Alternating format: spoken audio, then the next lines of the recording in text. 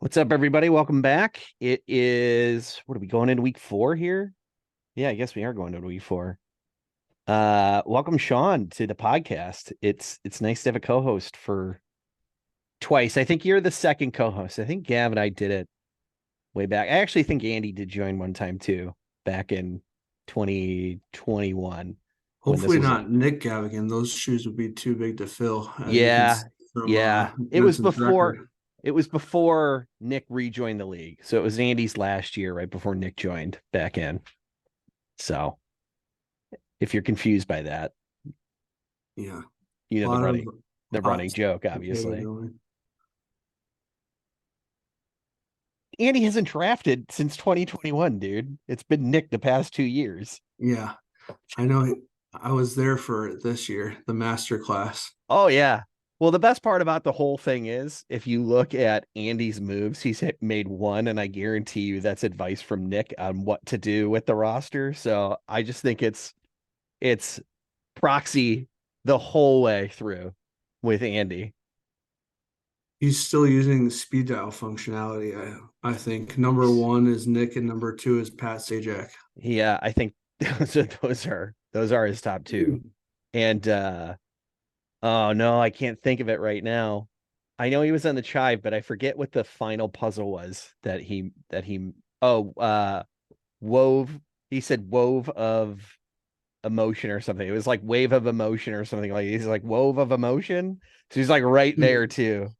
But yeah, we got a lot of stuff to kind of get through here in just a short period of time. I always like to kick it off with just going through standings first, and it pains me to go through these standings the way that they are, but we're gonna have to do it. We had two 2-0 teams squaring off last week. Uh Obviously one came out worse for wear, which put us at our only 3-0 team. We have we had a whole bunch of 1-2 teams or 1-1 teams, and that got split up into a 1-1 and 2. And we only have one 0-3 team this year. And spoiler alert, that was our auto drafter. So no major surprises there. But what's your biggest takeaway from the way that the standings shook up this week?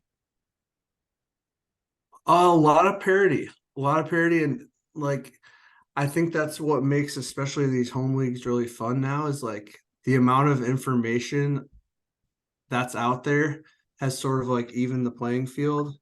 So there's like it's harder to find those edges now, right? And Yeah, so like um people are well educated because all the information's right at their fingertips all the time now compared to like maybe when we started playing in the early aughts.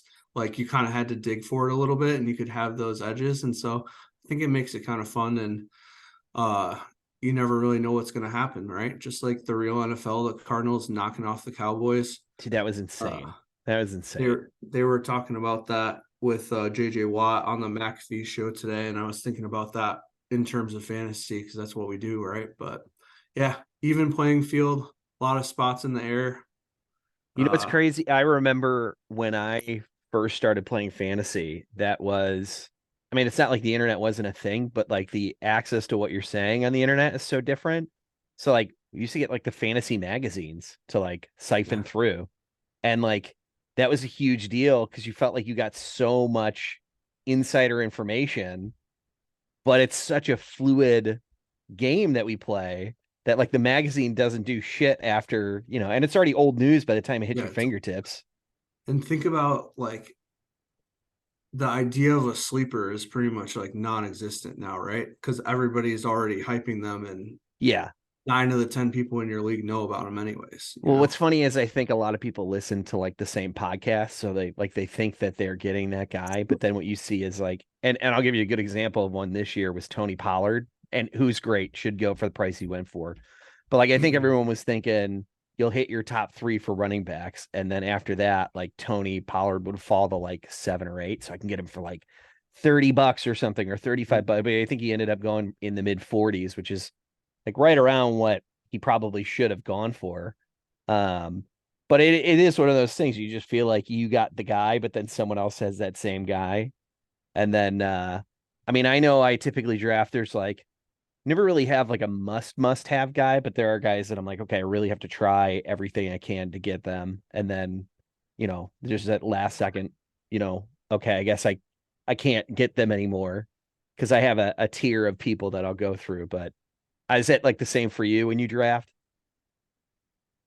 Yeah, I have an idea of who I like and who I want to stay away from, but especially with these live auctions, which is the best way to draft, you kind of have to go with the flow and get a read, right? And Yeah. like in this league, it's fun because it starts fresh every year. Like another auction league I'm in with three keepers, like you have to remind yourself the differences because once guys are keeping guys at a value, now they're willing to overspend on other places. And so you can't use ESPN's like projected auction price. You have to be more fluid and kind of reading the room and how it's going. Or if Yeah. you got Nick, going for Kelsey and Tyreek Hill and then sitting out for a few hours, like it just changes things up. It's a weekly thing, or I should just say, whenever the podcast runs, I have to remind everybody that Mick drafted 5 tight ends and still maintains 5 tight ends on his roster to this day. I don't understand it. I don't think you could tell me a million things that would make me understand it, but I have to point it out every time Well, because I I don't do. think you understand it because I can see it on the look on your face right now. You're not I mean, sure. it's in my notes here. I do also think that like if you're going to spend on Kelsey, then that's probably the last team that you're going to have multiple tight ends on, right? Because Yeah. you're not going to play any except for one bye week.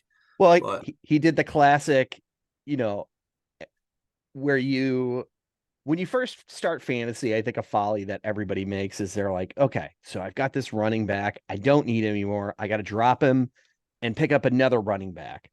You like drop position for position because you think that's what you sort of have to do. Like, oh, I'm dropping this, so I need to now fill sure. that. So, like, come week one, when Kelsey was out, Mick dropped a tight end and picked up a tight end. So, like, but he already had 4 other ones on his bench, which that just makes me chuckle because there's, and like, he doesn't have bad tight ends. I actually think he has like Ertz, who's like doing pretty well this year. And I have all sorts of comments on him. Like you should definitely be playing him over like Kyle Pitts, who's not worth rostering at all right now. I think in a 10-man league, unfortunately. He did get 9 targets last week. Yeah, Sign but of life for the Pitts truthers. it's you know what? Like we saw that last year too. I just don't think Arthur Smith is going to turn things around there and start peppering targets with Desmond Ritter at helm.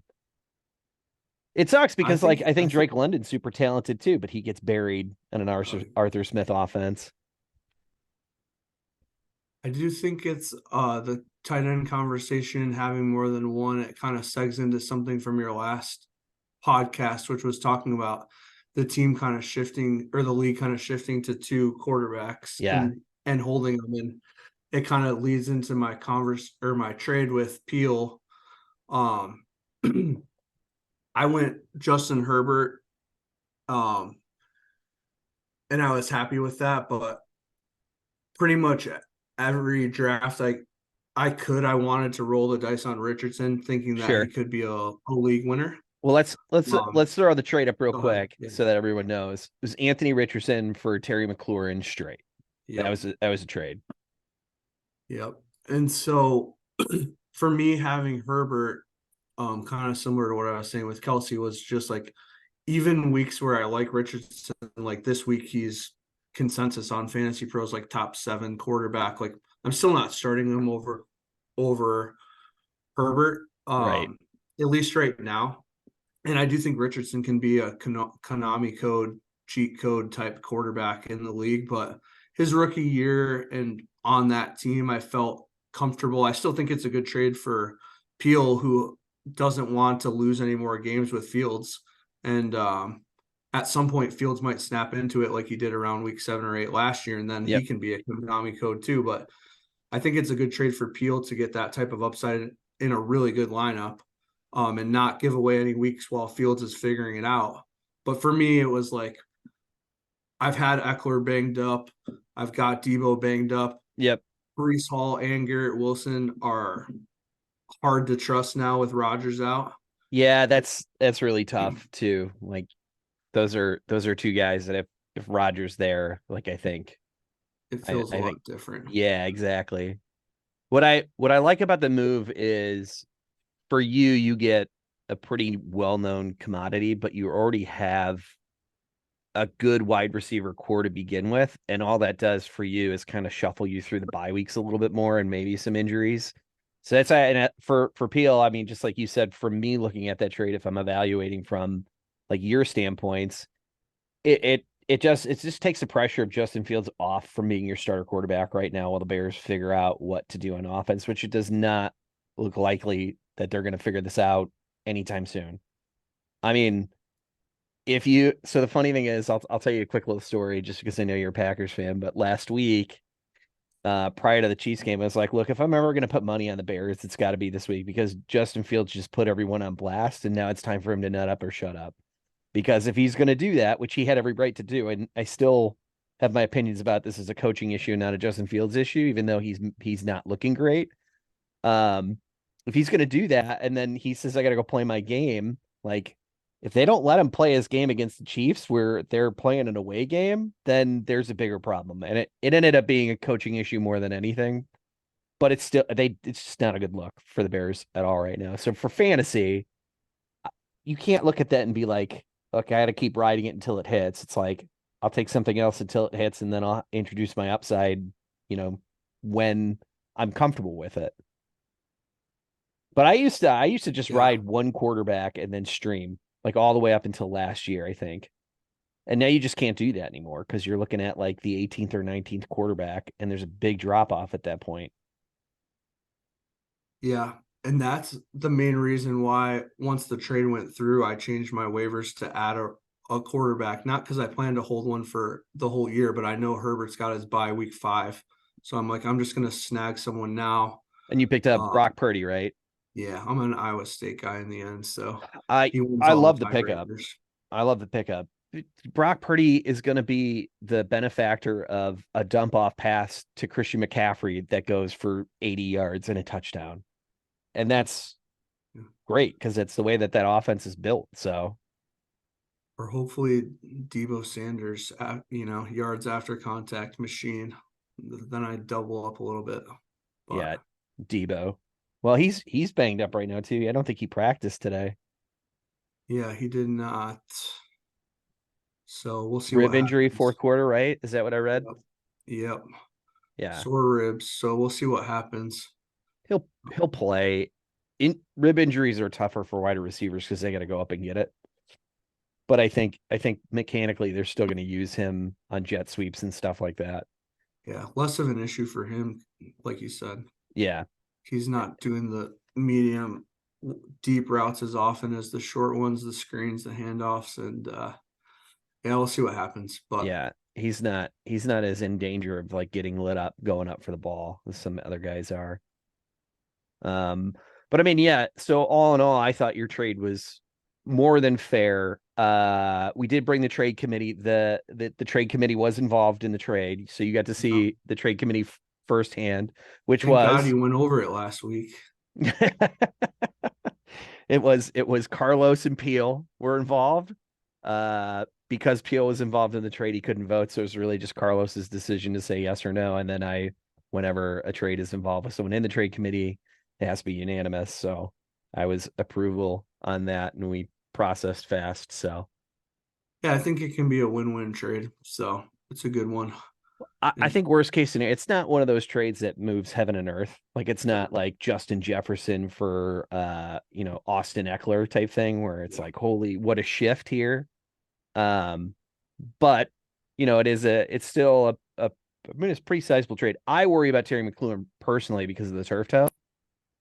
Those injuries just suck, right? He's like right before the season started, had to deal with that, and I think it is going to nag him throughout the whole year because he's not rested. So unless he gets, which I'm not hoping for at all, obviously, knock on wood that he doesn't.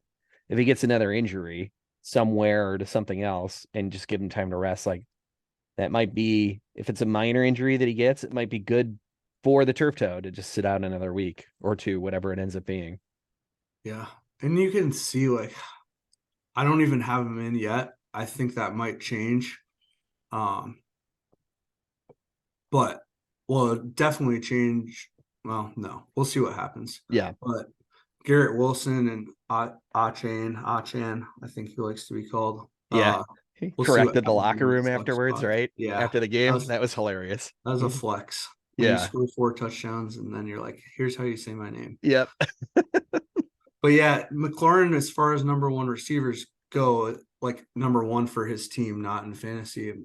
He hasn't been a huge target monster so far this year. Howell's kind of spreading it around, but like you said, serviceable now. And if in a worst case scenario, if Debo and Eckler were going to miss, then he would be an easy start that I would feel better about than what I had before the trades. We'll see what happens. Yeah, what's his? I want to look and actually see how many targets he's averaging per Four game. six six for McLaurin through 3. Yeah, and he's 256 for that. I mean, he's a catching machine, and Yeah. he's got a touchdown. So like week 2 wasn't all that bad, but I think until he was always a guy that like was getting double digit targets up until about last year, and I mean, I hope that team just sucks and then they trade him this year, like mid season. That'd be so good for him if he went to like I'm trying to think of a team that could legitimately use him on a playoff berth here. Where do you think Terry McLaurin's best spot would be? Ooh. Well, let's see. I mean, Green Bay would be great. I was actually literally just thinking Green Bay too, but I don't think that'll happen this year unless they are like pushing for a wild card, which is totally possible in I this mean, he would be division. really good for Atlanta to have a 1-2 punch, but they wouldn't use them. It would be everyone in fantasy would hate it, but in real football, Atlanta would be great. Like McLaurin, London, Pitts, Bijan is like something you have to worry about. I think Drake London is awesome. I mean, hot take here. I think Drake London is a generational talent too, which is weird. Like they have Pitts, Bijan, and London, and like all of those guys scream alpha to me at the position. They're all on the wrong offense. Ooh, Bijan maybe not so much because they're run first, but like Pitts and London, man, you can't put those guys in a team that puts the ball in the air 18 times a game. yeah. It's tough. It's tough to Yeah. watch too We'll see what happens if they were to go quarterback in the draft. this year and see if that changes things, but it's still a scheme problem. I got one more landing spot for you that came to me. Let's hear This it. could be this could be a 10 out of 10. New York Football Giants. Yeah, they need a receiver so bad. They desperately need one because their top target right now is Waller, Yeah. and that's not translating well. Yeah, I don't know. It's interesting. I mean, I could see him going to either of those two teams. Those would probably be the two teams that I would pick. I mean, I could maybe see him going to like the Panthers, but the Panthers aren't going to make a move for anybody this year. Um, Here, let's jump into the standings real quick before we get too far Sure, off. sure. So we had some shifting this week, like I said. So Nick is currently sitting in first place. Peel has shifted into second place. I'm in third. The Jeffs are in fourth. Mick is in fifth place. Bone City is in sixth. You are in seventh. Eighth place is Gav. Ninth is Sean or Zach. Sorry, he's still got blood brothers. It just throws me off every time. Yeah, nothing you can do about that. And then 10th is Carlos. Well, yeah, I think he like looked at it at the beginning of the year and he's since checked out. He went fishing 2 weeks ago and then won not playing a guy, which we used to have a rule. Remember that stupid rule where it was like, $5. yeah, it was like increased every week, and then it was like, this is dumb. We'll just put more money on the weekly win. So we upped it to $25 a week for most points. But I mean, look, you pay the entry fee, you can do whatever you want. If you don't want to pay attention, that's totally fine with me. That having been said, he has a massive amount of points scored against, his 410 against, and I think he definitely has the most points against him in the league. So one and Yeah. two is about where he would typically be. But he also has the least amount of points for a team. He has 292. So that's just a bad recipe altogether. We're hoping he can crack 300 this week. Yeah, that would be nice, but um I think he still has like some questionables on his bench, which we'll get to that when we get to the lineup. Um I want to know before we get into the matchups this week, what's your power rankings? What do those look like? Yeah, so I don't have them spelled out 1 to 10, but I have some teams that I really like, and I don't want to spoil my standings too much, but it happens that 1 and 2 face each other this week, and then 3 and 4 face each other this week. Okay. So you're gonna have some top teams duking it out anyways. I like Peel's roster better. Now, Um, after the trade? yeah, Yeah. before and after, honestly. I like Peel's team. I think you know, what will come of it? What will it look like in 3 weeks? Because he gets a little fidgety and he likes to send out a lot of trade Yeah, offers. he does. So That he does. I can relate. I'm a fidgeter. I'm a tinkerer with my roster as well. Maybe not quite to his extent, but that's the thing. He's got a good squad right now. So let's see if he hangs on to it. But I think that's going to be a good matchup. I think they're both really good teams. Um, like Peel a little bit better, would probably have him at the top of the power rankings, but He's your with number one? Bryson, yeah, in the same tier. Um, you want me to keep going, or you want to talk about your tops? No, no, no, no. Let's hear yours and then I'll go Um, through mine. and so then again, setting it up 3 versus 4, um, even closer for me, probably a coin flip. Um, this one, my pick was more about matchups for this week, so I'll save it. Um, save the prediction, but I have you two both in the second tier anyways. I got Mick out punting his coverage a little bit in the 5 slot for now, but like if there's a feel good story to be had, like keep winning. Yeah, no Um, kidding. I think the one, and I think Blood Brothers and Carlos right now are probably about where they'll stay. I think the one team I do like my own team. I think I'll continue to be competitive. Um, I'm not worried about the 1 and 2 start. I think I'll be right there. I think It's it's a a playoff long, team. long season. You have to remind, Um, especially after week 3, people get fidgety. It's just a long season. so kind of the opposite, if I was gonna flip one with Mick, would probably be Ryan. Um, really like his team, really like his bench. Think there's a lot of breakout potential there. Like Roshan Johnson looks like the best player like on the Bears offense right now. Like he's probably not better than DJ Moore, but like every time he's on, it's like electric. Like that's where their vibes are coming from right now. He could take that over. I know that wouldn't make you sad having traded away Khalil Herbert. Um, but No, liked wouldn't. Rojo. The front office is in love with him. Think he could take over. Tyjae Spears, hate him for dynasty, love him for this season and next season. Like he's already out touching Henry, and I don't think that's going to necessarily keep up.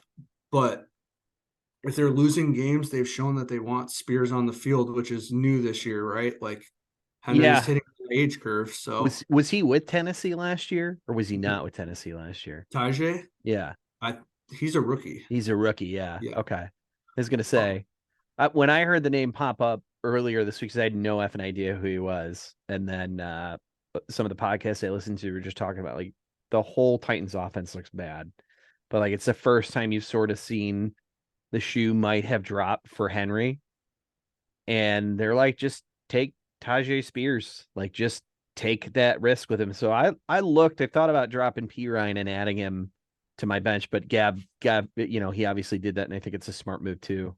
From what I'm hearing, I honestly I don't know anything about the player at all.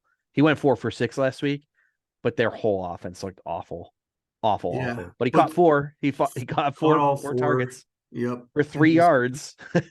the yards aren't there, but if the touches keep coming, like you gotta kind of like that. And they don't look like the Titans, even though it's the same roster, like they don't look like the Titans that are a playoff team, at least right now. So if they're gonna be behind, like that's good for him. Yeah. Yeah, I would agree with that. I worry about the Titans as a whole. I'm a big believer in Treylon Burks. Same. Um, and he didn't get to show it at all last year because he was just banged up and down the field all of last year. And then they added Hopkins, and it's like, okay, I kind of like that because like him being the number two guy actually might help him a little bit this year. But like even Hopkins is just not looking great. Nobody on that team is looking good to me. Tannehill looks like trash. He's washed. I mean, and there was like 4 years ago when he was like the comeback player of the year, 4 or 5 years ago, he was like the NFL comeback player of the year. Remember that? Yep. Coming So over from the Dolphins thinking he was basically done and then resurrected his career. Yeah. yep. Then Ryan obviously has Cup, who we're still assuming for now comes back. He's got the Quentin Johnston bump with Mike Williams out for the rest of the year. Yeah. Um, he's got Sam Laporta, who I drafted and wish I didn't drop right before the first game of the season because Goddard's been terrible. And I'll go back to this. No Yeah. one really cares, but I'm an Iowa State guy. Like if I'm drafting an Iowa guy, like that should probably raise some flags. And I know Ryan's an Iowa guy, so he already had Laporta on his radar. Yeah. Ryan and But Brett are both Iowa guys. if Ryan's listening, like, you know, you have Mark Andrews, maybe you ship Laporta. Maybe you ship him to the guy who drafted him. I don't Oh, a know. little you're using this as a platform. I I've love got a it. pedestal. I've got this gigantic audience. Like, There are so many weekly listeners. The best part was when I did the RSS feed for Spotify, when that's the way I was uploading the episodes.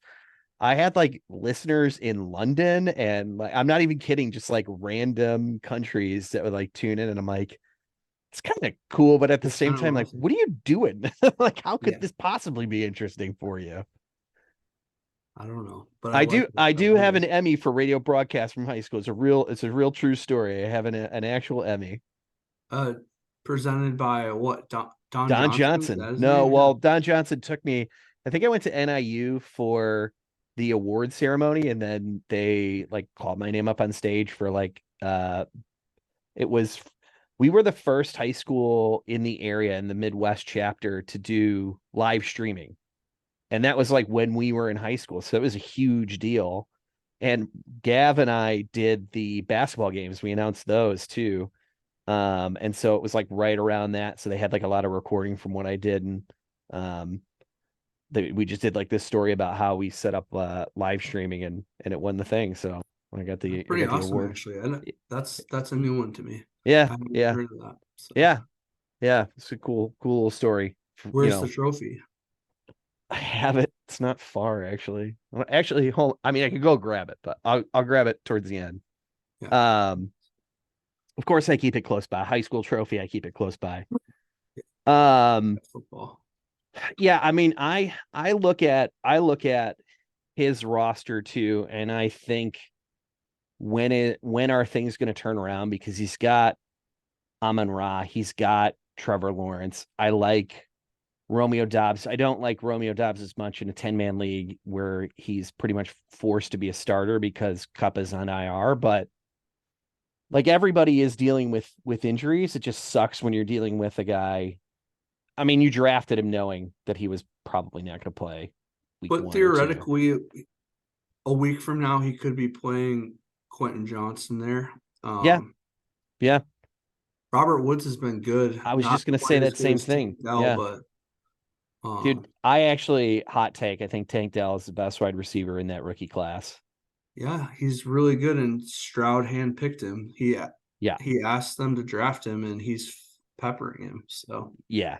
Yeah. And Stroud is also impressing the shit out of me too this year. He looks really freaking good. And it hurts my brain that the Bears could have picked him, but they would have fucked it up if they stayed at 1. They would have taken Bryce. well, and it helps to have D'Amico Ryans too. I don't know how you feel about Eberflus, but like, Oh, he's trash. it's kind of He's a tandem trash. situation. Would Stroud be doing this, under No, Eberflus? no. No, I probably mean, not. we get back to the Fields thing here, right? Like the Bears are not using this quarterback who's never been known to be a pocket passer.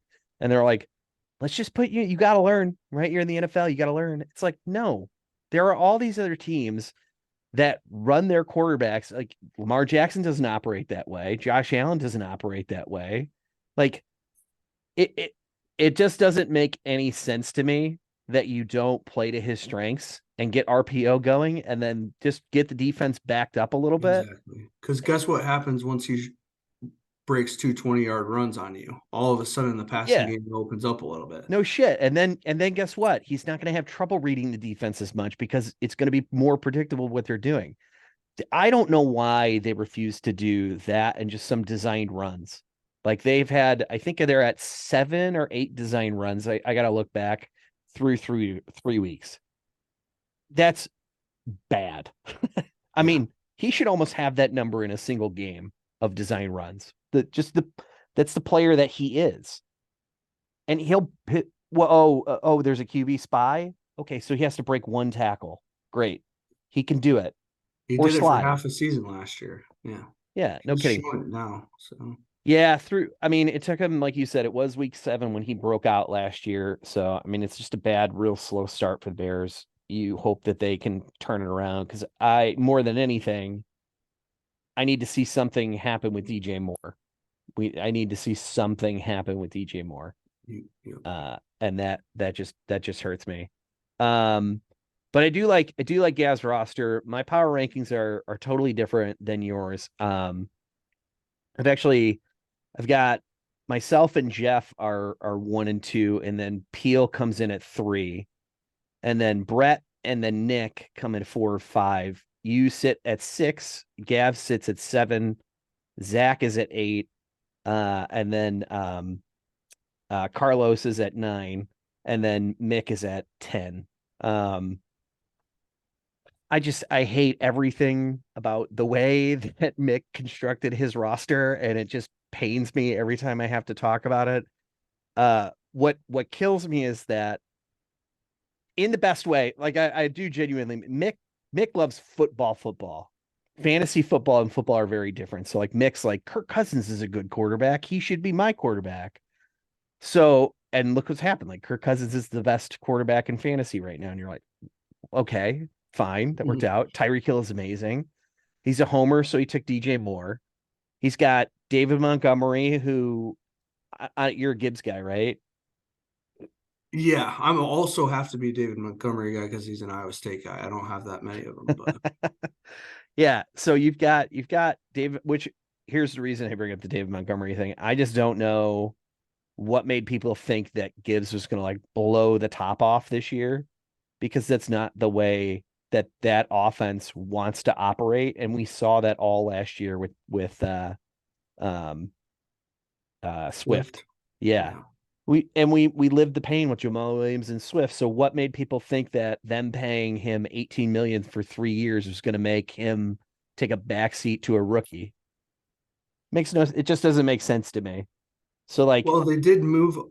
They did draft Gibbs at 12, which is awesome. a lot in a season or in an era where running backs don't get drafted in the first round. And they moved up too for it, right? I think they did. Yeah. I thought they did. But they got their I think he's amazing. He shouldn't have been drafted 12. He shouldn't have been drafted 12, but he was, and he's very talented. So um, you know, so he's got Montgomery and Kelsey, and then it's Adam Thielen and Elijah Moore. But then like here's what makes me the most worried about Mick is not his starters, because his starters are all serviceable to pretty serviceable, I think. Gus Edwards, he's banged up all the time. You got Josh Reynolds, Juju, who has dropped off the face of the earth, Cole Kmet, who's just average, Jordan Love, which I think is a great backup, who wasn't on anyone's like radar for fantasy, but then Zach Ertz, Justice Hill, and Zeke. Yeah, his best backups are at the two positions he needs them the least, which is tight end and quarterback. Right. And Exactly. his flex spots and his bench spots are arguably interchangeable with like sort of borderline free agent guys. Yeah. It's tough. It is worth saying that he had Chubb. Yes, for He did have sure. he did have Nick Chubb. So it's not Because like he he has the worst running back room in the league now, pretty convincingly. But that's Yeah. what happens when you lose a first round caliber guy. So can't hit him with that one. Yeah. But Yeah. it's And mix mentality too was it's awful, right? I remember talking to him for the draft. He's like, Chubb just never gets hurt. yeah, He just never, and he didn't. He never did. that was a nasty one. Yeah, I really hope that he does rehab really well. Isn't his rehab schedule like ridiculous too? I didn't actually look at it, but people were saying that like the way that he has his rehab schedule set up is like really accelerated. So See, we'll see what comes of it. Um, okay, let's jump into to matchups this week. yeah, where are we starting? Let's go with well, why don't you pick? Who do you want to start with? Let's do the top matchup that's not you. So let's do Peel and Jensen. Okay. Peel and Nick. Got it. Yes, Nick. I have a clear winner in this one. Yeah, you go first this time. Sure, sure. So I have Peel winning this one. I like Dallas versus New England. I think if anything, it's still going to be a relatively low scoring game for New England. I mean, Mostert just popped off. The one thing that I will say is Peel's the only team, and I love this because I'm a big running back fan. He's the only team that's playing the two running backs in those flex spots. So he's playing Williams and Mostert in his flex. Derrick Henry's been more than serviceable. I don't like to spend a lot of time on tight ends unless your name is Travis Kelce. So for me, it's almost a wash, even if like Evan Ingram is the better tight end. We're talking like what 2 or 3 point differential. It's going to be minimal. Um, I love his running back room with Pollard and ETN this week. I mean, you know, ETN is going to have a field day against the Falcons D. I think he's going to absolutely feast. Yeah, Um, it'll be New England's gonna have to make a choice. That's the Belichick thing is like which yeah, one player are we gonna shut down? And if it's the run game, then I can take the under on Pollard's 18, but not that I would bench him, but just yeah, that's a good point. Uh, I don't see that happening with Belichick. I think he's going to try to shut down the pass game, guys. but Yeah. he'll he he'll surprise you because that's the kind of guy he I is. called CD Des. Close, same guy. Pretty CD much, player. pretty much. Um, and Justin Jefferson's, and Anthony Richardson against the Rams, if he plays, which he should. Um, you know, I like Tua, but I don't love him this week at playing at Buffalo. That's tough. Olave also good, but like Tampa Bay's defense has been really good. And now you're not playing Carr this week because he's out. So I just don't know what to make of that. I have Olave up like tier wise. He's one of the better starts this week, but I still don't think. And then man, actually, believe it or not, I think Lockett's going to have a breakout game this week. I think he's kind of due. It's Monday night game against the Giants. They're at New York, but I still think Tyler Lockett has a good game. Cook, Ingram, Evans, Waddle, and then Philly's defense versus Washington they're going to do really well. But I have the line at 137 to 128 in favor of Peel over Nick on this one. Yeah. I have I have Peel pretty convincingly too. And again, I think the Nick team is good. Um, but just going up and down the roster, like I might give Tua and Ingram the advantages. Um, but pretty much the rest of the way, I like Peel's guys better. And like looking at projected scores, which already have Peel ahead by double digits, I would take the over on Mostert's 11 and a half. I'd take the over on Kyron's 12 and three quarters. Um, I would take the over on ETN against Atlanta Yeah. on 13 and three quarters. And so I I mean, just I have really Mostert like at that. 15 points. You know, I have Williams at 17 at 16. I got Pollard at 18 and a half. I've got ETN at 16 and a half. I mean, they're just nowhere. Yahoo's always a bunch of Yahoos when it comes to their projections anyway, but yeah, I would take the over on all that stuff too. The only one I might take the under on is Pittman. I mean, Jefferson's gonna Jefferson's playing they're playing the Panthers, so I don't know what they're gonna do to stop him. Yeah, I was a Pittman stan. He burned me a little bit last year, but his targets this year 11, 12, 11. Yeah, yeah. I mean, he also had Matt Ryan last year, so Yeah, it's true. But uh, he had Minshew last week slanging it to him. So dude, that's what Minshew does. yeah, That Minshew mania. So okay, so we both hit Peel winning this one pretty handily. yeah, yeah. Yeah, Two good teams, but I like Peel a lot in this yeah. one. I think Peel dishes the first loss to Nick this week. So And then Peel might get Watson back too, and uh, I don't think he'll play him this week, even if Watson goes tomorrow. But that's another high upside home run hitter for him week to week. are what are you doing for the game? Are you just like all in tomorrow? You got the Packers to win, obviously.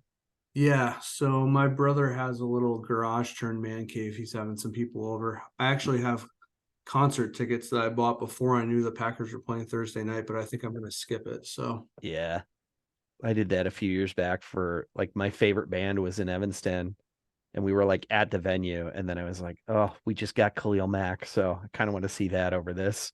yeah, not you're not passing Khalil Mack for three doors down. No, Can't do it. no. Okay, who do you want to grab next here? Let's go with Blood Brothers, my former teammate. We'll go from the top towards the bottom here. Yeah, let's talk about this naming thing first. Yeah, so Blood Brothers was a great name for the Vampire League Oh when yeah. two Yep. owners. Yep. Um, and now he needs to switch it. From what I've seen from other leagues, he likes to take a pot shot at the commissioner and his team name.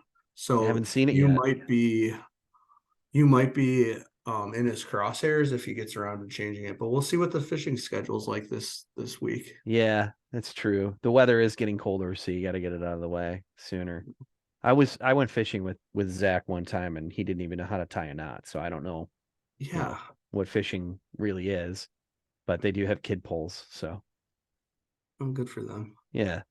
Um, I I have I have Carlos winning this one. This is the toilet bowl for me. I mean that in the most loving way possible. Um, I do have Carlos winning this one. Um, my X factor in this, in that I don't know Joe Burrow's health. Like he's not even listed as questionable this week, but like we know Joe Burrow is not right. Yeah. That kills me because I have him like MVP bets all over the place too, and it's not Rogers gonna happen. Rogers said as much on McAfee this week too. He was basically saying people don't know how hurt Burrow was, but because Oh they were 0-2, he played through it. And he was like, he said he texted him after the game and was like, "That's what competitors do, right? When you're not close to 100%." It was not, it was not a beacon of health for Burrow, but he's shown that he can play through it too now. But yeah, and it's scary. there were some scary moments too where he was in the game where you just like you you feel for him because you know. I mean, there's one other guy that I can really think of right in the modern era, uh, like Mahomes. Like when he will just not let you take him out of a game. And Burrow has just got to be like, you're not, I'm not sitting. So you just figure out something else. Like either we're doing quick passes or you got to tell this offensive line that they need to step up more than ever. Uh, so, oh man, the Cubs just blew it. No, again. Yeah. Oh, Yeah. last night Yeah. was They one of lost the worst six to losses I've five. ever seen. Yeah. Last night was tough. For Christ's sake. Oh Oh, and man. they lost in I the had money on that stretch. game and everything. I thought it was a sure thing when they were winning 3-1 in the God. fourth. So, all right. Well, um, yeah, I mean Chase played well. Diggs is super good. Kenneth Walker's showing that he's got it. Look, the reality too is the Bears have to turn around Khalil Herbert and their run game. I know Rojo is the guy that we all think is better. He's playing like a rookie that's trying to prove it, but Herbert was the most yards per carry last year, and like he's shown that he can be a good runner. I always thought he was a little overrated, even when the hype last year to replace Montgomery was up. But I do I do think he's a serviceable running back. Devonta Smith, I would love to hear your take on this. I'm not a Devonta Smith guy. I'm just not. Yeah, I mean, he's not AJ Brown. I like Devonta Smith fine. I'd be fine playing him. You just know there's going to be a few weeks. It's a lot like Deshaun Jackson all those years in Philly too. Like Yeah. he's their home run threat, and so there's going to be games that he doesn't do it or he goes 1 for 45. But That's what I hate about I think he's really good. For fantasy, it worries me because he'll do what he did to you this past week. He'll go 4 of 5 for 30. And what you need him to do is 4 of 5 for 131 and one, which is what he did in week 2. yeah, But like for me, that only comes out to be 23 points. So like I'd rather just have somebody get a bunch of PPR and then score a touchdown because they'll get a ton from the catches and then all that bonus from the scoring touchdown. yeah, So but I think he's fine in the flex. Tank Dell, you already heard my take on him earlier. I think he's the best wide receiver in the rookie class this year. Um, I have zero idea why he's playing the Jets defense against Kansas City, but to each their own. Maybe he knows something that we don't. no, that's kind of my that's kind of my thing for both of these matchups. Honestly, is we talked about how there's not really an edge anymore. And this is kind of one of those spots where there's an edge. And I know I'm going to look like an idiot trying to act like I can protect defenses. But Buffalo and New York are both great defenses to draft Yeah, and own. But neither of them should probably be being played. Miami just put up 70 points. yeah, Are they going to do that again? no, No. But can it be a shootout? yeah, Yeah. Do I want Buffalo's defense this week? Do I want the Jets against Mahomes? No. Two good Jets defense has been amazing. Still don't want to play them. And that's kind of where you put them at the bottom of your power ranks and your future forward is because, like, if I'm thinking about guys that are going to manage their way into a win out of a loss, like it's not really people that are playing defenses against the two best offenses in the league. yeah. And That's I my I fear for also the could see that future. Miami game go like each team being in the low 50s, high 40s Yeah. points wise. I just think they're gonna kind of abandon all hope and make it a shootout. But what do you have on this one? Who do you have Yeah. as the winner for this? I agree. I have Carlos similar logic of like one I would take the over on Walker and Herbert, even though I'm not a huge Herbert guy. I would take the over on Tank Dell. On Zach's team, I don't really trust Dotson. I don't trust Cooks. I don't trust London, even though I love him. So, like, just going through that, it's like I'm just giving the edge to Carlos. Yeah, I think Godwin is very fast becoming just a guy. I think he's just becoming a guy. Um, Evans bouncing back is surprising, but that'll be it for a different matchup, I guess. But yeah, Yeah. Yeah. Um let's do your matchup. Let's do you and all right. Brett now. Let's take a look at this one. I I have you losing this one. Don't kill me. But I'd like to hear your take on this. Yeah, so let me take a look at what I wrote down here. You have the you have Um, the you have the best defensive matchup though this week, hands down. yeah. So I picked myself to win here. I think I don't like his matchups a ton. We already talked about that. Like Belichick could just decide to take CeeDee Lamb away and make them Yep. beat anybody else. Yep. Washington's defense is actually good. The other weird thing about Swift, and I would probably take the over on 12 points, so that's I it's I do what too. it's baked into it. But they said they were going to play the hot hand last week. I And they know did Brett not. was in the chat, and Penny Gainwell had 16 touches in a week where Swift was very clearly the hot hand early and often. And like Kenny Gainwell was their week one starter. He ran them through the playoffs to the Super Bowl last year. Yep. Sirianni is in love with that dude. So Yep. like as much as I think Swift was a smart draft, I would absolutely play him this week. I'm not sure that Gainwell is not still getting 45 to 50% of the touches. And against Washington, I don't think those are going to be uh super valuable touches. Like it's going to be a little bit tougher sledding. Pierce, Yeah. I think, has a really tough matchup too. Pittsburgh's defense has been really good. Um,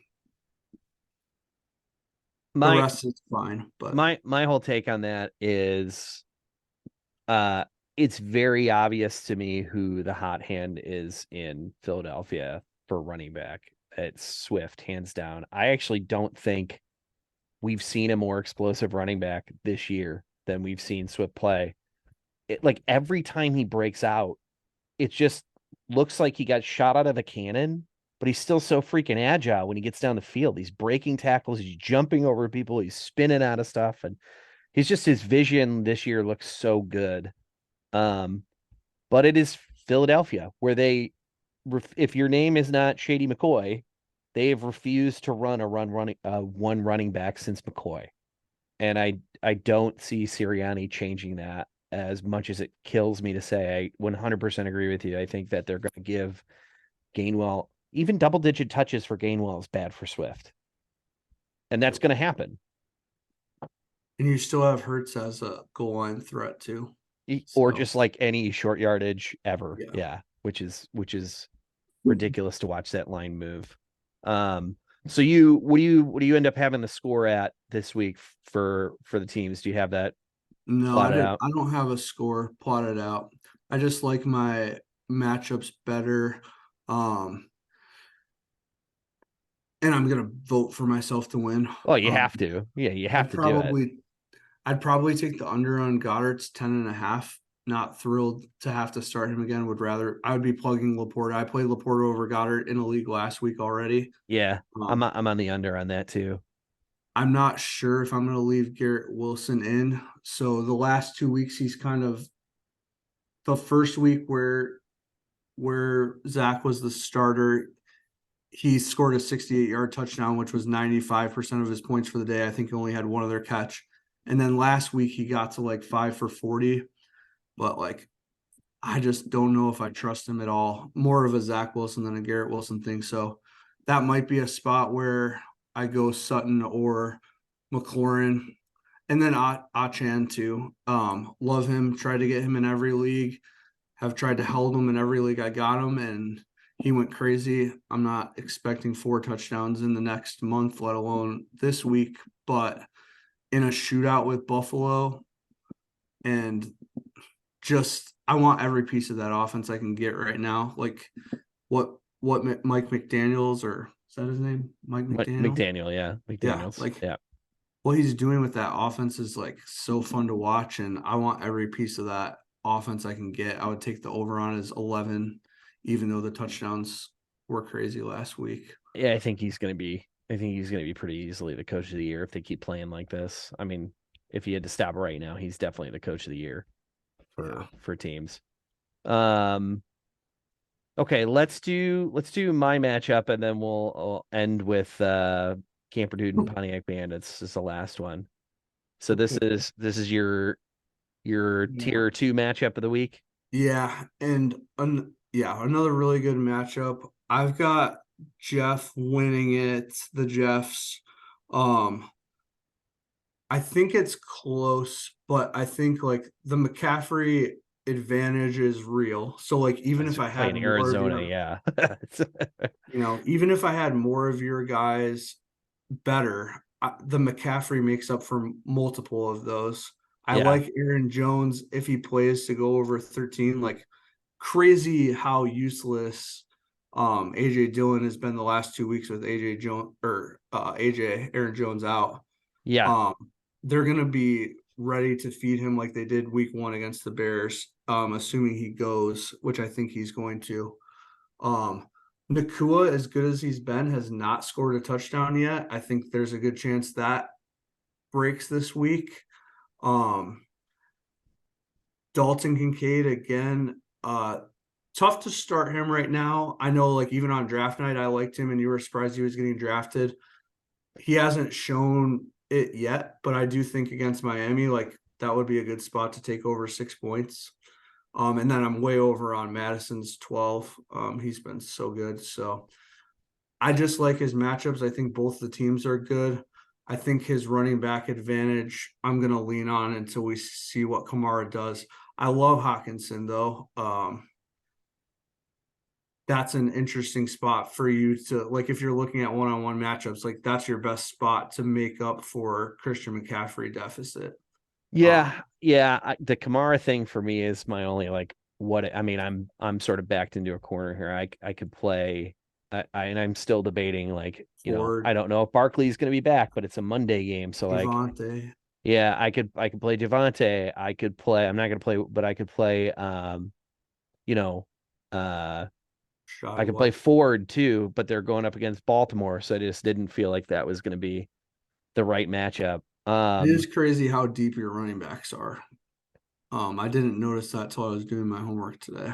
Yeah. Well, I mean, I always go running back heavy too, because I think if any position gets banged up fast, it's always running back. And then people are surprised there's no depth of running back after that. And then everybody's wavering the next guy up. So it's just tough to do. So I like to keep that depth for running back to get me through the bye weeks and injuries. And for me, like I've already hit Jamal Williams on IR, Deontay Johnson on IR, Taylor in the trade is on pup, may never come back. So just my like insurance policy of having some guys backed up. I'm comfortable with the room. Um, I have me 5 points over the Jeffs on this. I think for me, the hard part is are you over or under on Keenan Allen in Las Vegas?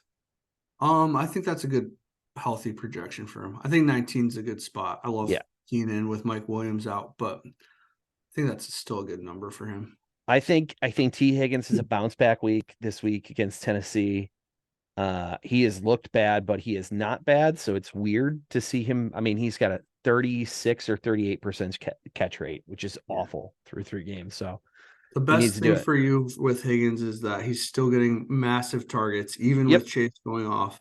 The Yep. bad thing is he looked like not T. Higgins last week.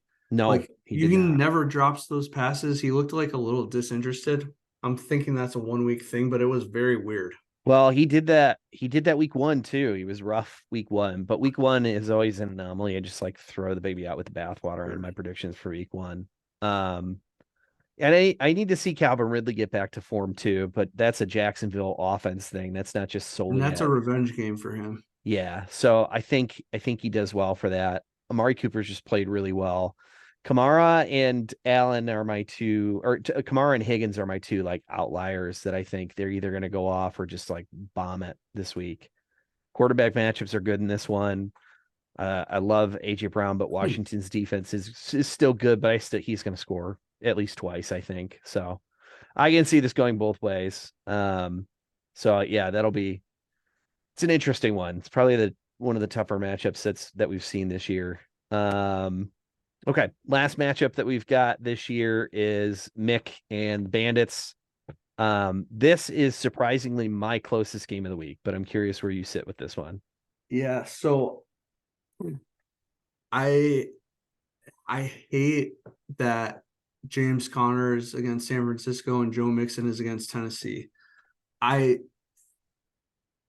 still couldn't bring myself to not pick Ryan because like he does have a favorable matchup like to have he has a favorable opponent this week to have those two bad matchups where he's still got the best two running backs in the matchup Yep. even though they have tougher draws than he has in fantasy. So I took Ryan here. Um I've talked about his team way too much already. Um I but go opposite. I'm yeah. I'm Mick on This is this our one. this is our second out of five that we're different. Oh no, we got only the first two lined up. Yeah, the first two. We're 2 and 3 here. Um, I have it razor thin. I 118.7 for Mick and 118.2 for Gav. Like it is anybody's matchup this week. Do you have Kelsey over or under 17 for the Jets matchup? I have him. That's a good question. The Jets have historically this season not played well against the tight end, according to Yeah, Yahoo. I'd take Kelsey over, honestly. I'll also take Mark Andrews over, but I I'd mean, still Mark take Andrews at 10 Kelsey. is not going to be what happens. It's going to be over on that. Thielen does have a revenge game too.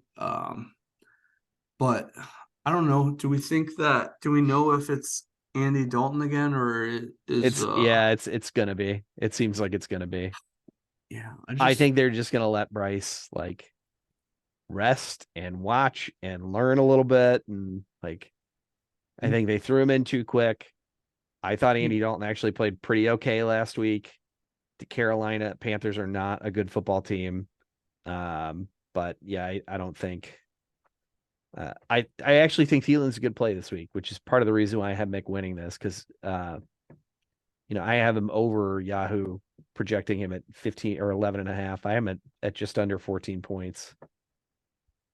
But yeah, plus he's got Tyreek Hill and Kirk Cousins, who Kirk Cousins is just like thrown for a million yards already. true. Waddle is back and they just kind of discovered what they have with Achan. So it might be a little bit more balanced than when Tyreek was getting 15 targets, but you still like it. You still like you chase the points like the Vegas over. It's going to be the highest in that game of any game all week. So I Yeah. get it with Hill. I What is just the can't pick David Montgomery and Gus Edwards starting backfield, and then the flex spots like Thielen and Elijah Moore. Um, I loved Elijah Moore last year. He's been fine. He's been getting targets. It's just it just feels too waiver wiry. Um, for mixed me, team right now? yeah, I couldn't get there. I couldn't get there. It's stars and scrubs for him, which is by design. I just have an aversion to seeing some of those names in a starting lineup, but it's baked into the score already. To your point, like they don't have Montgomery or Edwards in double digits.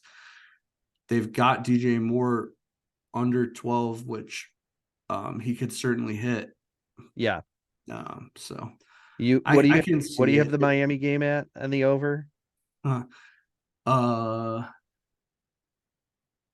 I don't know what the actual line is, but if I'll tell it's you after you say. I would be surprised. I would take it anywhere up and I would bet over 60 all day. And Oh I wow. doubt that it's like over 55 or 54. It's 54. Yeah. Yeah, I think I didn't even know this until today. And they've got Buffalo favored in this one too, because it's at Buffalo, isn't it? Yeah. Yeah. And it just feels like a game to even out the universe. Like Buffalo should not have lost that game to a Rodgers-less Jets. I still don't know how they did. And it feels like Buffalo and Miami should be neck and neck all year. So having them both at 3-1 after this week feels right. I don't know if I'll be able to bet against the Dolphins, but I'm going to bet on the points and enjoy the hell out of that game. Yeah, that'll be a fun one to watch. I got NFL Sunday ticket this year, and I'm actually enjoying having Red Zone as part of the 4 box that I'm running. So I can actually like watch 3 games I care about and then Red Zone to show me like other stuff that I'm missing. Um for me on this one, like if Montgomery plays, I think he goes over 9 points. I don't think that he will, and then that's what makes me nervous because then you're looking at like who is like Justice Hill, no. Zeke, no. I mean, if you play anybody, I think Zeke is the guy because your last option's Clyde Edwards. And Zeke like, revenge game. yeah, and well, and Zeke might fall into the end zone twice, or at least once, like if they get close enough to the goal line, and that'll be your best shot at If matching what you might get out of Montgomery. But like only Nick he had a is son-in-law he could get a running back from. I'm telling you, man. I will tell you, I was telling P about this. It's hilarious. There's a back and forth with me and Mick just sniffing around the doghouse, asking like, "Hey, is Hill for sale?" And he's like, "For Ford," and I was like, "Is that what you want?" And he was like, he was like, yeah, I think I would do Hill for forward, but Hill's injured right now. And I looked, I was like, Tyreek's not injured. Then I realized he was talking about Justice Hill, and I'm like, fuck out of here. Like, why would I do Ford for Justice Hill? Get out of here. But I also typed to him, I was like, you'd have to ask for more than just Ford for Tyreek. And in my head, I'm like, what are you thinking? Like, Yeah. I can't even put this in front of anybody and expect them to be like, oh yeah, that's legit. I guess I'll make that trade go through. There's no way. But yeah, he was talking Justice Hill and just totally out of his mind. Um, Hmm. so yeah, so I think I don't think I mean here's kind of the last question I'll ask you. You draft a top prospect like let's say Christian McCaffrey or Justin Jefferson in a 10-man redraft league. Are those guys ever up for sale? Yeah, for sure. Yeah, I agree with that. Us, um, if you get off to a 0-3, 1-3 start, I think you have to look at deepening your starting lineup.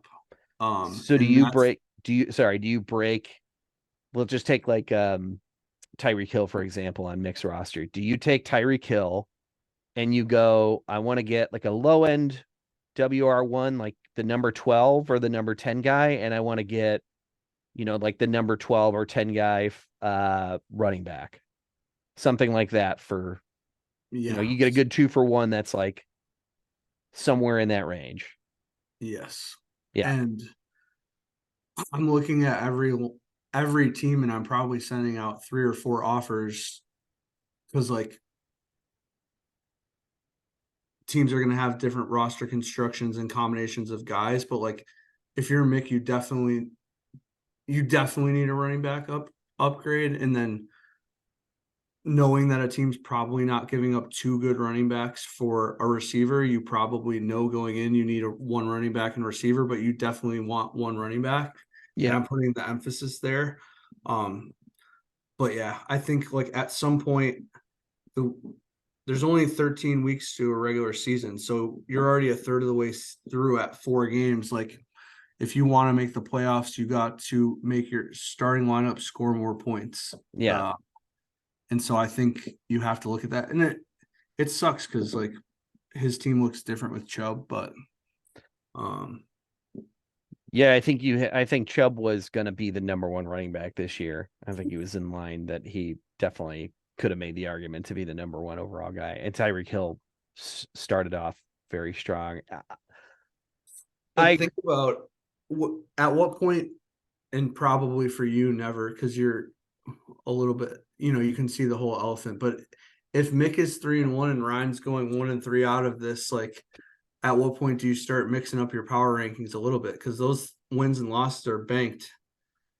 Yeah, it's a fair point. I do think getting through the first 3 weeks, and if he's 3-1 after this, I think he gets knocked up maybe 2 spots, but he still doesn't make the playoffs like with the roster that he has right now. It's gonna be really tough because I don't like the moves that he's made. He can't figure out, and this is like I've helped him as much as I possibly can. He does not know how to utilize his IR spot. So like he's always losing in a roster spot. Um he doesn't have the running back depth to get him through the bye weeks that are coming up. And on top of that, like DJ Moore is his number 2 wide receiver right now. And like we're all seeing, I mean, I guess you could say Adam Thielen is, but like that still does not feel That's good not to great. say. Yeah. Right. So It needs to be DJ Moore for his sake. yeah, Otherwise, yeah, that's the point of the conversation. Like if DJ Moore is not a legit number 2, then he's worse off than we even are saying. that's what I'm talking about. So there's too many ifs in his whereas like the ifs on Gav's roster that make it different for me is like, is Trevor Lawrence going to be more serviceable than than he's been through 3 weeks? The answer is yes. So like I have less doubt that they'll turn it around. Like I think Amon Ra, coming back and being the guy, he's still seeing like an average of like 9 or 10 targets a game. He's scoring touchdowns, so like he's doing his thing. Gav doesn't have like a solid WR2 right now, but he's just like Gav did something different too this year that he's not done in years past. Gav, if you think I'm the running back heavy guy, Gav's the polar opposite. He'll do wide receivers. He'll just like stack his bench with wide receivers throughout the year. And he didn't do it this year. And I think it's coming back to bite him a little bit. And I think even he probably is kind of on his own case about it. But like Cooper Well, Cup sitting in the IR hurts a lot. I know someone who just got Terry McLaurin has a decent wide receiver stable in the market for a tight end. We'll see what happens. Yeah. I do want to actually jump one roster as the literal last thing. Well, two rosters, yours and Peel's, now that that trade went through this week, and just like hyper analyze this real quick. So the Anthony Richardson thing we already talked about, just getting Fields through until he figures it out. You've got Justin Jefferson and Michael Pittman, which I think is a good 1-2 punch. Etienne and Pollard, I mean, he's hanging on to two RB1s there, which is great. Hunter Henry is a weak point. Um, and then here's where things get interesting for me for his roster. So he drafted Kyle Pitts, which I don't know why he did it to himself, because all of last year, all I ever heard from this guy was, "Oh, fuck my life. Kyle Pitts sucks. I can't believe I drafted him. This is not what I was expecting." And he spent money on him last year. And then this year, I think it was like, I can't let somebody else draft this guy. You know that feeling too, and you're like, I have to do it again, because if he goes off this year and I was a year too early, I'm gonna look like an asshole to myself. Yeah. Um, how do you feel like that moves his roster in your power rankings? That change, like where did he sit before? Even if you're gonna tier it, did he move out of a tier for you into another tier? Did he stay in the same tier and just like move up a little bit, or like what did that do for you? Yeah, I think I had him in the top tier either way, and I think it moved him up a little bit because I'm a little bit worried about Fields, and I think he can uh he can play matchups at worst case now, but I like that he put another upside play in there. Kind of lifts his ceiling back up from where Fields is at right now. Again, Fields could snap out of it at some point, but I think it was a good trade for him. Really, really good running backs. His starting running backs are probably the best in the league, like where you have the best depth. Yeah, I Even if agree. he's only starting three of those in a given week, like it's nasty. He So has the ability to start four and get yeah, away with it, and it still look like a pretty boss lineup. yeah, I just my issues with his roster is bench. That's it. I worry about how he can rotate through some of the bye weeks here at wide receiver. I think Watson's going to be fine, but like, what else does he have at wide receiver? He really likes Pickens. He likes Pickens a lot. A lot of people do, but I he's a don't. highlight reel guy. Yeah, I don't love Pickens when Deontay Johnson gets healthy. Maybe that shifts to a 1A, 1B thing because Deontay Johnson is banged up again. Um, but it's tough to remind everybody that like Deontay Johnson's 26. He's still young and still really talented. And like last year he had no touchdowns, so it was a total anomaly. Yeah. Until week 10, though, he only has to start one of those guys on his bench. And I think Christian Watson being your last flex guy is pretty strong. Um, Yeah, it's not too bad. He's what, WR 40s, 30s, you think? yeah, I mean, probably low 30s with low 20s upside. And Jordan Love is not throwing huge volumes, but he's definitely competent, and Watson should be their de facto number one. So I'm I not a like Packer fan. For fantasy purposes, it kills me to even say this. It will be exciting to see if when Watson gets to form, he becomes that de facto number one that you're talking about. Because right now, through 3 weeks, we've seen Jordan Love just spread the ball out and do pretty well with it. Um, but he has not, Jordan Love hasn't tipped his hand if he has a number one guy. And that might be because the number one guy is not on the field right now, and it's Christian Watson. Yeah, I did. I know we're wrapping up here. We've gone pretty long, but I will say I liked, especially since Hans Molman, the Jeffs have Kincaid right now. As a Packers fan, I love the Luke Musgrave pickup. Yeah. Um, Yeah. he could be really good as early as this year, and like if Watson does not become a target hog, like Musgrave getting 6 to 7 a game could be startable over Kincaid in the short term or long term. And if one of those two tight ends hits, Molman becomes tough to beat. Yeah, and I think he has a lot of depth too, which is good for his And a team. great team name. Yeah, that's true. That's true. And he hasn't changed it through all these years, so he's at least the pillar of consistency. I I I have shares of Dalton Kincaid in any keeper league that I have. Everywhere I have him that I can get him where like he'll have long-term value, I would take him because um we talked about this when I bumped into you at lunch in the park. Like he is one of those guys that has shown he's not even just like a traditional tight end. And they're like, look, if you're not going to block, we'll just throw to you. So go line up. Right. Um, but like rookie tight ends don't typically do well. It's a 10-person redraft league. I get why he drafted. It took me a while. It was the 5 tight end grab from Mick that made him have to go with Dalton Mhm. Kincaid. So when I made the comment on draft day, that was me not realizing that like, oh, after the top 3, like everybody else got swallowed up very quickly, and that's what they were left with. So man, if he hits and he is like a wide receiver at the tight end spot, that they're going to run away with this thing. But that's not the case right now. So, and let's all hope for our own sakes that's not the case because I would like to win, as we all would. So, um, they did win the most points. They win the $25 thing this week, and I always tell people just a PSA that's issued the next day or the following day for stat correction purposes, and I'll explain to you why. This week, I paid them on what was it, Tuesday morning. So they got their $25. And then the matchup, my matchup, which he beat me for like 0.3 or something like that. That's how much more they got than me. There was a stat correction for my game.